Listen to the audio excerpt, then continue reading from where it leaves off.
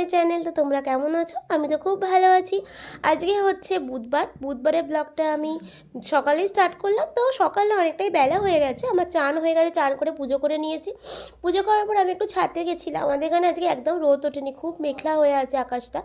আর এখানে পিটুনিয়া ফুলগুলো দেখো, এটা একটা কালার হয়েছে, এখনও 3টে গাছ আছে যেগুলো ফুল এখনও হয়নি।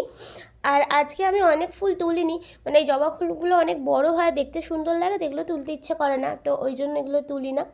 আর এখানেও চন্দ্রমল্লিকা ফুলও আমি তুলি না পুজোর সময়, খুব যখন একদমই ফুল হয় না, দরকার পড়ে একটা হয়তো তুলি। আর এখানে অরেঞ্জ কালারের যে জবা, এই জবাটা খুব সুন্দর হয়েছে।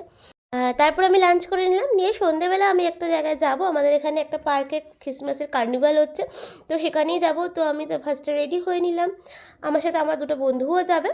তো আমার এই আউটফিটটা কেমন লাগছে আমাকে জানিও। তো তারপর আমি এখানে চলে আসলাম। এখানে গেটটা ফার্স্টে এরকমভাবে সাজিয়েছিল, আর প্রচুর ভিড় হয়েছিল, যেহেতু আজকেই ক্রিসমাস, আজকে থেকে স্টার্ট হয়েছে কার্নিভালটা।